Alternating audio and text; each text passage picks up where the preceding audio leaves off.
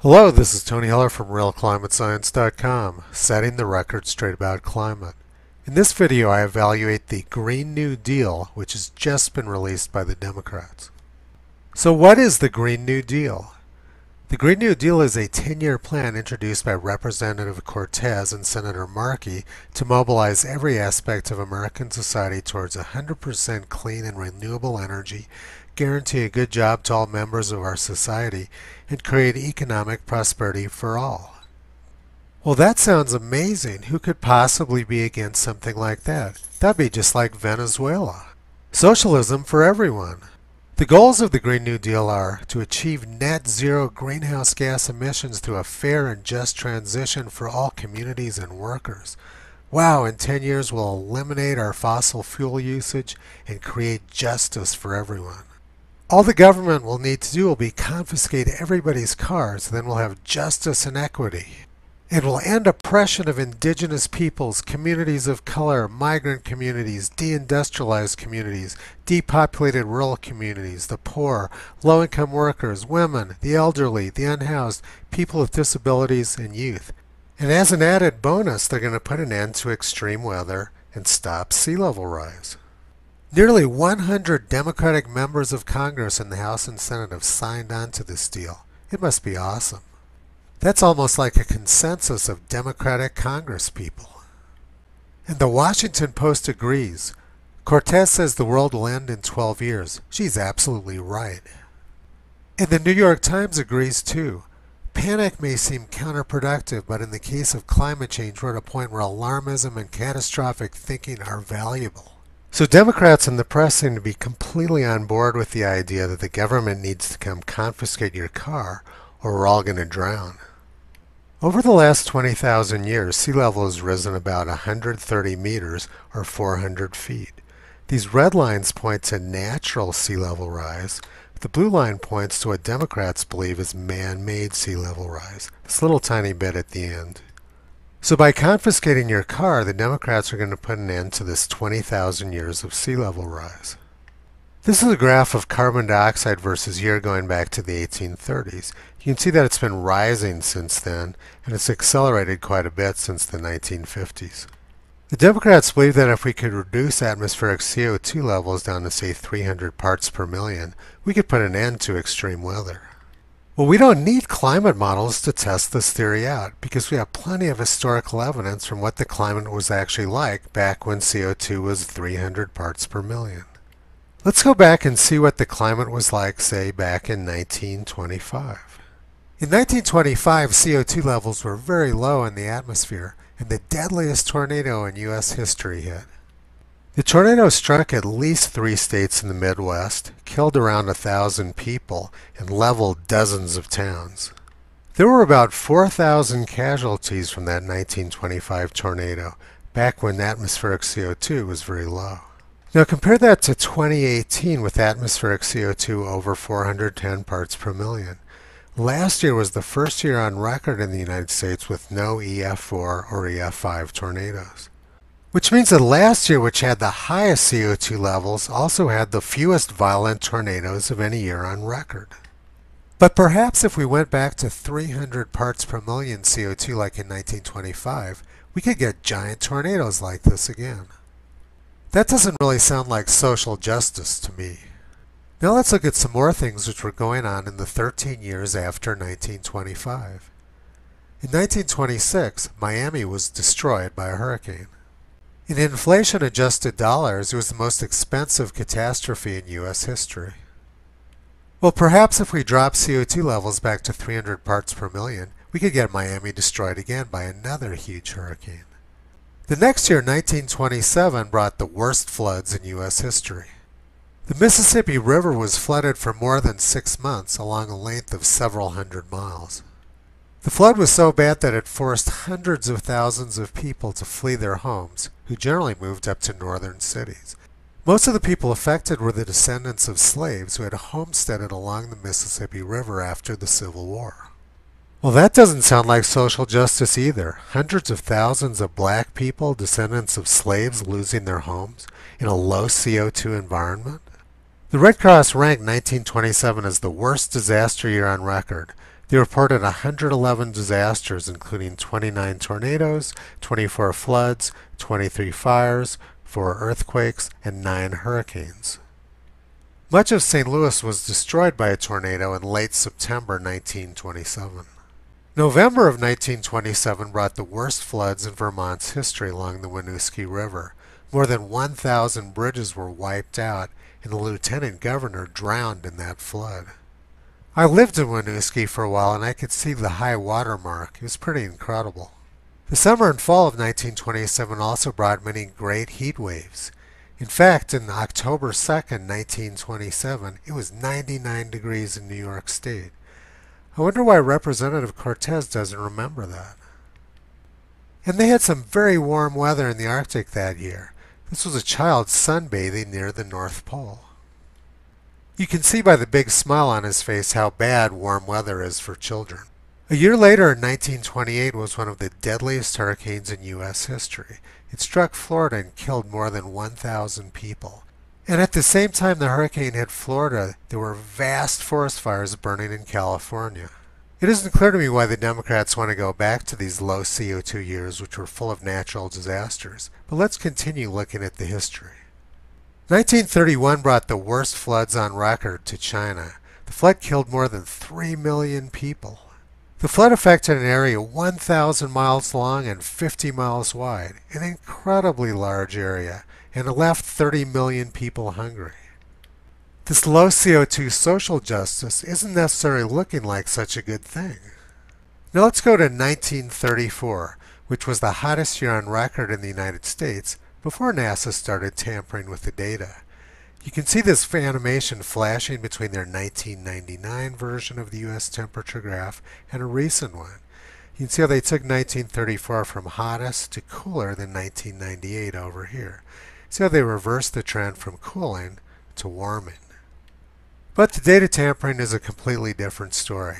Let's look at some of the things that were going on in 1934.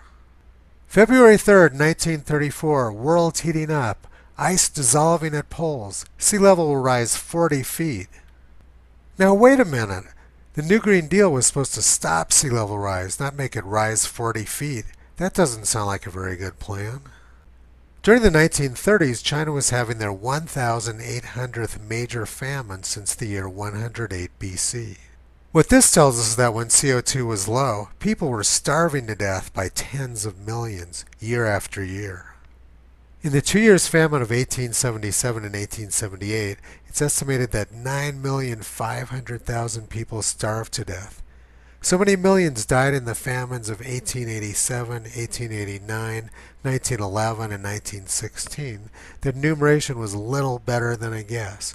In 1920, famine took a toll an estimated of 8 million people. I'm not sure that low CO2 is such a good thing after all. Plants need carbon dioxide to grow, and in fact greenhouses pump up the levels of carbon dioxide in order to make the plants grow faster.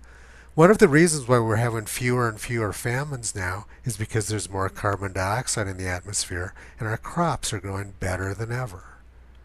Meanwhile, in 1934, cold, heat, drought, and flood set new marks. Whole world in freak weather year of 1934. Unprecedented extremes recorded in every corner of the earth. There was a worldwide drought in 1934. The chief meteorologist of the U.S. Weather Bureau said, "There's something wrong with the weather, and no one knows why." He said, "What is wrong with the world's weather is a question I've been asked many times in the last few weeks. It's much simpler to describe what's happening than to try to tell why, for the truth is that no one knows." June 4th, 1934, worldwide drought, farmers' ruinous losses, almost universal disaster. Europe revives pagan rites. So the weather was bad and people were resorting to superstition, just like the Democrats are now. Drought in England. England has just experienced the worst drought in nearly 100 years in 1934. The Manchester Guardian, Saturday, May 12, 1934. New York darkened by vast dust cloud. Freak weather in the United States. Heat wave and drought hit the farmers. High temperatures in Britain. The May heat wave of 1934 was by far the worst May heat wave in U.S. history. And it wasn't just in the northern hemisphere. January of 1934 brought massive heat waves and bushfires to Australia. Almost the entire United States was in an extreme drought that year. This is the map from NOAA showing the drought. You see that just about everywhere was an extreme or severe drought. This was completely unprecedented. The drought was so bad that millions of farmers fled the Midwest and moved to California. John Steinbeck wrote about this in The Grapes of Wrath. I'm guessing that Representative Cortez's teachers in high school didn't teach her about Steinbeck.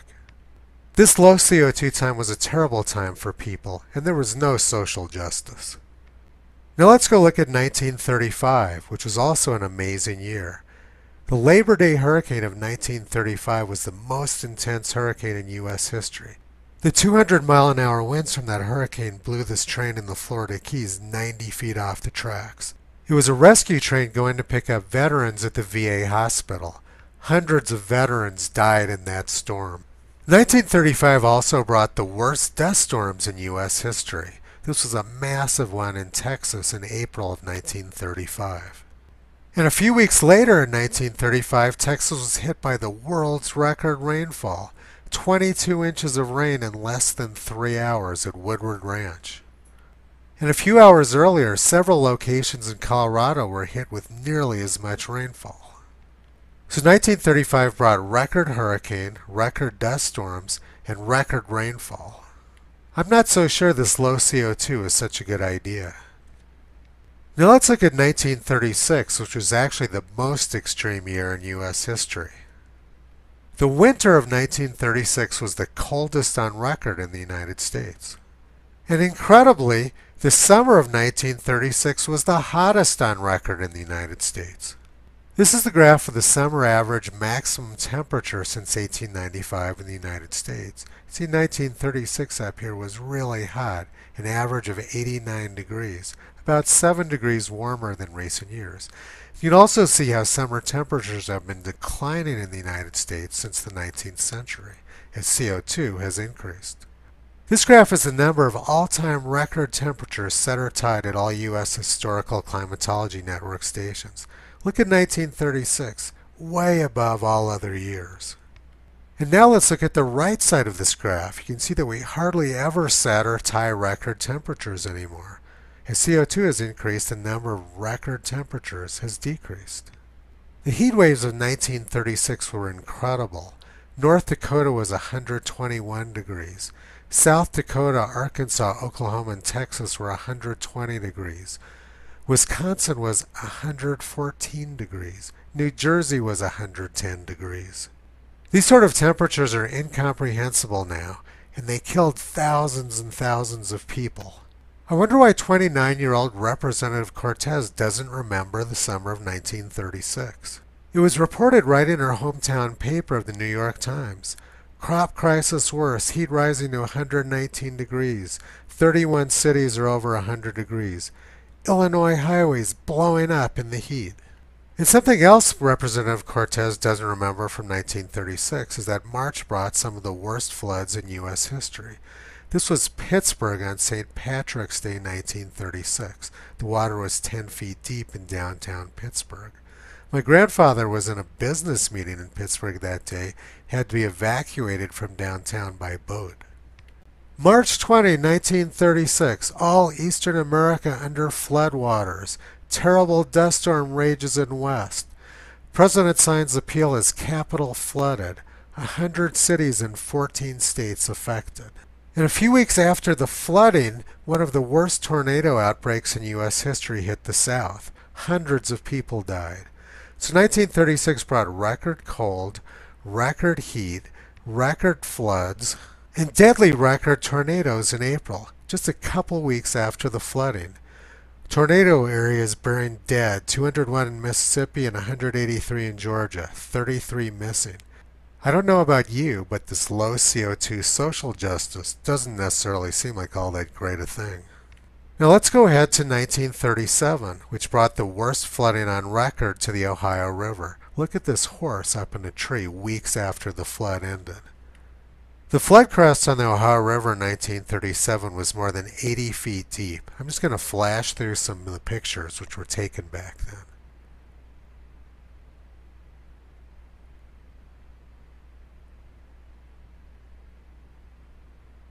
This is the National Weather Service poster about that flood.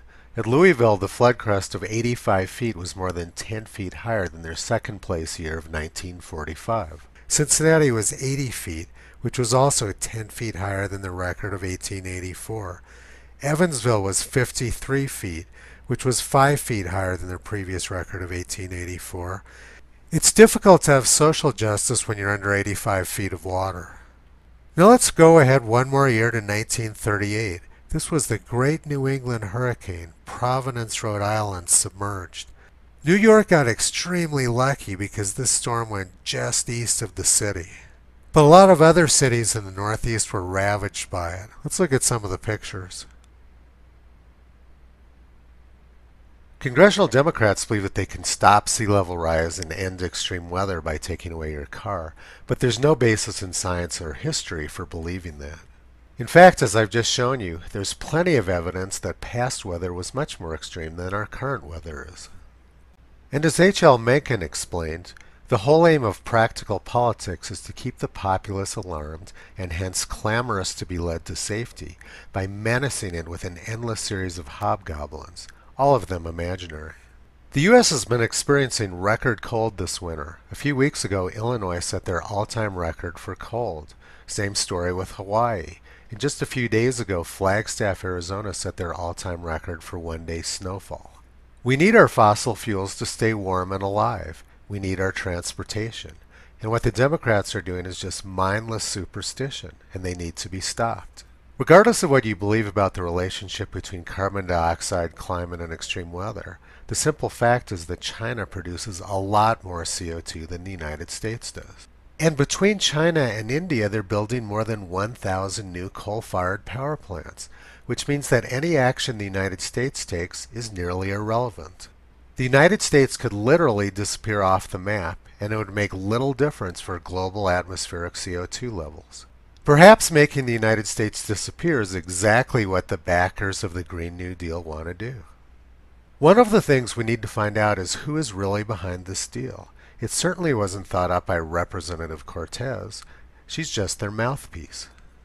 We need some investigations in Congress into what's really going on with this deal. It serves no purpose, it's very dangerous, and it threatens the very fabric of our civilization.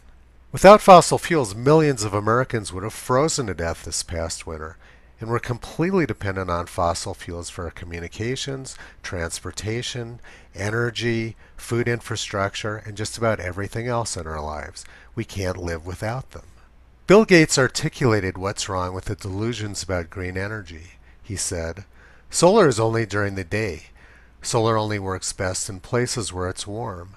There's no battery technology that's even close to allowing us to take all of our energy from renewables and be able to use battery storage in order to deal with not only the 24-hour cycle, but also with long periods of time when it's cloudy and you don't have sun or you don't have wind. Power is about reliability. We need to get something that works reliably." A very important quote from Bill Gates, who knows quite a bit about technology. Representative Cortez comes from a generation which has never had to do without food, without heat, without power, without light, without communications. They can barely cope with a weak phone signal and have absolutely no idea what sort of hell they're unleashing on themselves with this Green New Deal. George Orwell said, "So much of left-wing thought is a kind of playing with fire by people who don't even know that fire is hot." The historical record provides no support for the idea that reducing CO2 levels would slow sea level rise or reduce extreme weather. But there's plenty of reason to believe that an inadequate, unreliable supply of energy would cause extreme harm to the United States of America.